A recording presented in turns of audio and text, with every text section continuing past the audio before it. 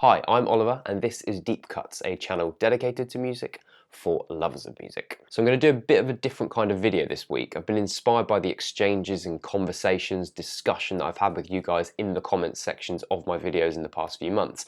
What I wanted to do was take that and start a bit more of a discussion, more of an in-depth discussion.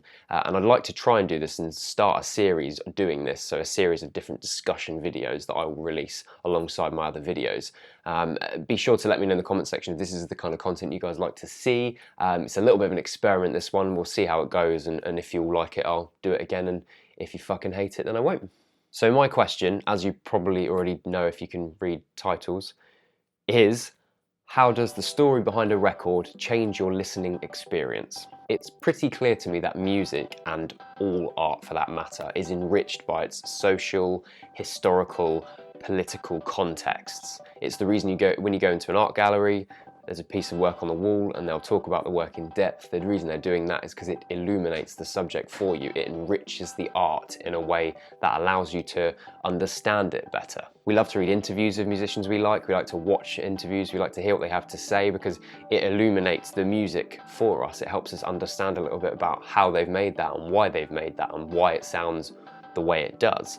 You know, even with websites now like Rap Genius, link for the uninitiated, a site like that, you know, you have this new trend of artists verifying and explaining what their lyrics mean, and people love that because as a human race, we are a curious bunch of people. We want to know why things exist the way they do. What's the reason behind that? We'll probably always be like that, and that's the reason that context is so important. So I think really there's no doubt that it's impossible to separate context from art.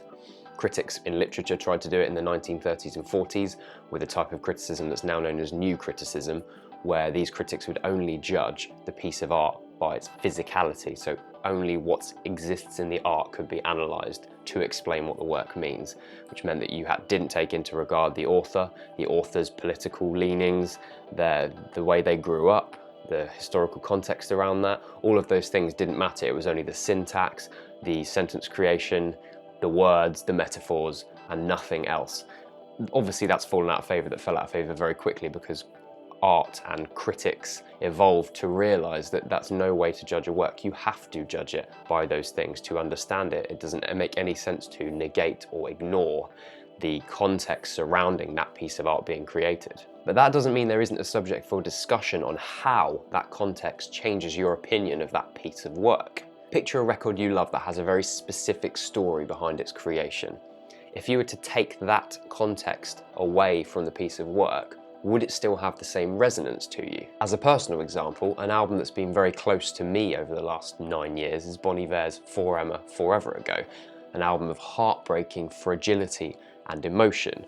Those of you that don't know the story behind that record, Justin Vernon had just broken up with his girlfriend at the time, broken up with his band, was feeling very isolated, so what he decided to do was travel out to his dad's remote hunting cabin in Wisconsin in the dead of winter, and he'd hunt for his own food.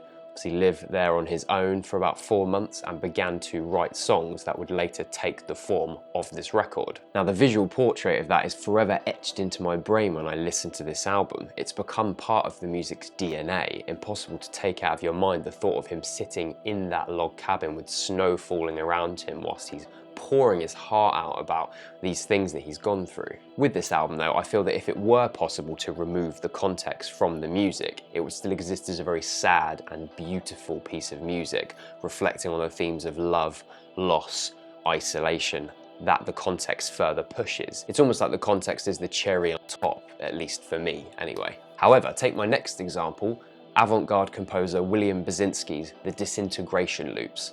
I feel like I'm treading on hallowed ground here, so just bear with me, okay? For those of you that don't know the story behind the project, Basinski began digitizing a magnetic tape that he had ambient recordings on, but every time the tape loop went through the playhead, it picked up pauses, scratches, and deteriorations until eventually there was nothing left of the loop. It was disintegrated both physically and sonically.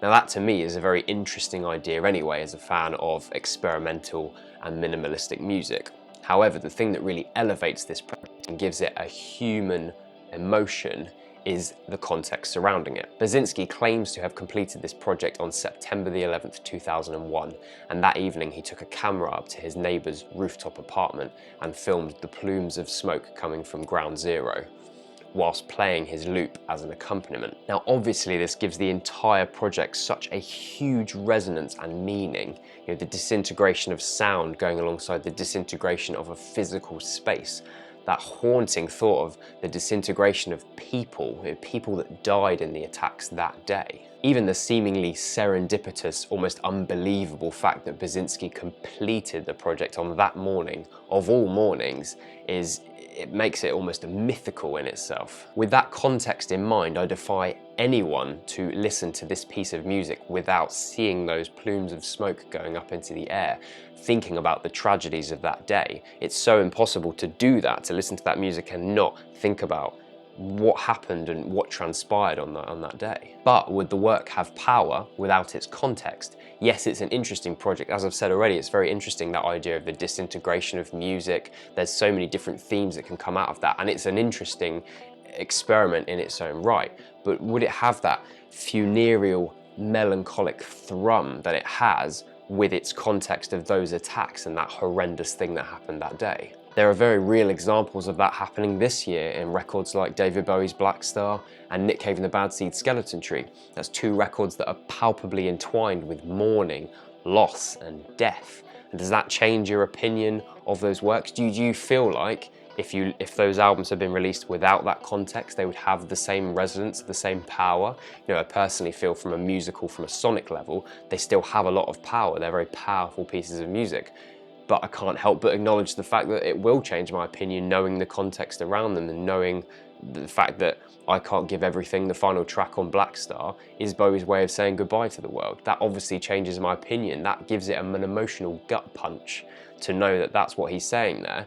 I probably didn't have that emotional resonance with me when I listened to it on the Friday it came out, but when I listened to it again on the Monday after he died, obviously that had more of an emotional impact for me. So I want to know what you guys think about this. Are there albums that you feel have a context that's paramount to the art itself? Are there records that you love that you feel you might love less if that context wasn't there? Are there albums that you feel like are elevated so much by their context that if you took the context away from it, the music sonically wouldn't have that much interest to you, or wouldn't have the level that it has without attaching itself to that context? I know that people feel like that about Basinski's The Disintegration Loops, and some people are quite harsh about the fact that it feels like Basinski's used that as a way of elevating his art, and it's a little bit gimmicky. That's how some people feel. I'm not saying that's how I feel, because I don't think that is how I feel, but that's definitely how some people feel. So really, any thoughts you have on this subject, I find it really fascinating, this whole idea of context around art and the way we perceive things. Really interested in talking about it with you guys, so make sure you comment below and we'll get some discussions going over the next week.